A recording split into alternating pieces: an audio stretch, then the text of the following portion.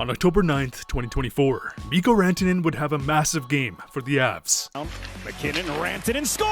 Makar, Rantanen, score! Right down the middle, sent to Rantanen, he scored! But I'll ask you this. Did you notice a trend here? All three of Rantanen's goals were generated off the playmaking, or perhaps the manipulation of either Makar or McKinnon. So just two of the best players in the NHL. On this play, after McKinnon gains possession of the puck in the corner, two Avs players rush to the net to force the Columbus defenders to remain down low on the penalty kill. This was a trap, as the presence of McKinnon also forces this Columbus defender to cheat towards the puck. McKinnon then dishes the puck to Makar, and at this point, I want you to take a look at the body language of these two defenders. Makar draws so much respect due to his point shot presence that him having the puck causes both of these defenders to get sucked into thinking, my goodness, what is Makar going to do? As his presence combined with McKinnon forces the two Columbus defenders to forget about the third scoring threat. It's Cale Makar, D'Amico on the one-timer, and he scores! On this next play, Makar recoups the puck at the line, where McKinnon rifles a one-timer and gets the puck back. Also, on a side note, when you have a player like McKinnon, whose aggression leads to him ripping shots even if it's not the best option, all the way over to McKinnon, scores! One-timer on the goalpost and in! 3 out of the 4 Predators are fixated on what he's gonna do next. So much so, they lose track of Rantanen. McKinnon again, going cross ice, score! In any sport, you will hear the saying, this player is carrying this player. McDavid carried Zach Hyman to a 70-goal season when you include the playoffs. Whether the same holds true. Here's a tap in, McDavid, and Pavel Datsyuk carried Justin Abdelkader so hard to where he would earn him an extra $20 million. Joe Thornton's playmaking would single-handedly win Jonathan Cheechoo a Maurice Richard trophy, only for this man to end up in the minors a couple years later. But the thing is, if you have two players with immense chemistry, leading to one player producing at levels beyond his normal level, does it really matter? But here's where the issue arises. When your production is directly tied to the production of two line mates, who just so happen to be two of the best players in the world, to where you are now demanding one of the biggest contracts in NHL history, it will cause some problems. Now, I'm not saying that Rantanen is not a star player. I'm not trying to compare him to Justin Abdelkader. Before the trade, the man was on pace for his third straight 100-point season. If that's not enough to be labeled a superstar, I don't know what else he has to do here. But here's the thing, what happens to that star player when you then remove two of the greatest players in the game? Hell, two of the greatest players of their position in NHL history. As I would run the numbers, and I could not believe what I was seeing.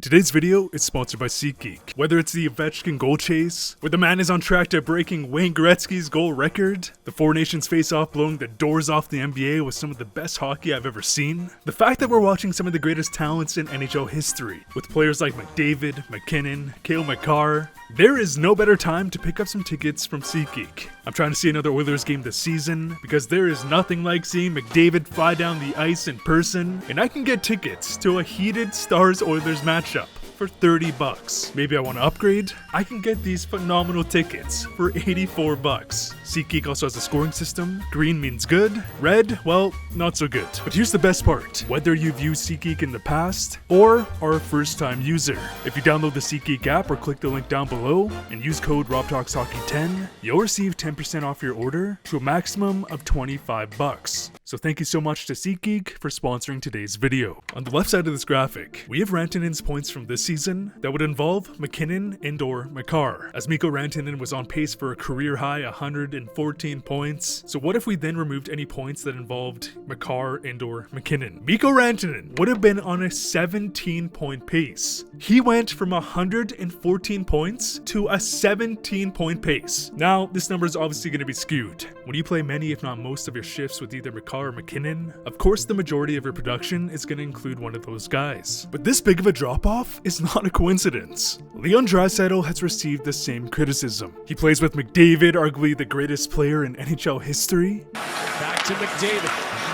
Draisaitl scores!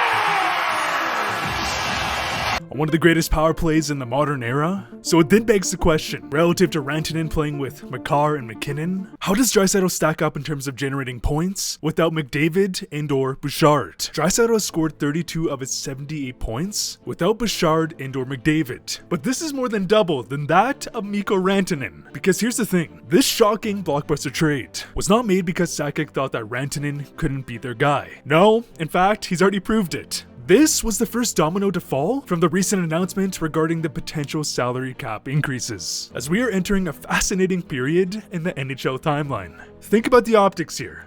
The current salary cap is $88 million. A player like Jack Hughes, who signed a bargain 8 times $8 million deal, currently makes up 9% of his team's cap space. Stay with me here. If or when the salary cap goes up to $113.5 million or higher, this Jack Hughes contract will only make up 7% of their team's total cap space. But okay, doesn't seem that crazy, right? Well, think about it this way. 7% of the team's total cap is equivalent to a $6.2 million contract when compared to today's salary cap. Meaning that there's going to be a good 3 years where the New Jersey Devils will have a prime Jack Hughes, Gains the zone.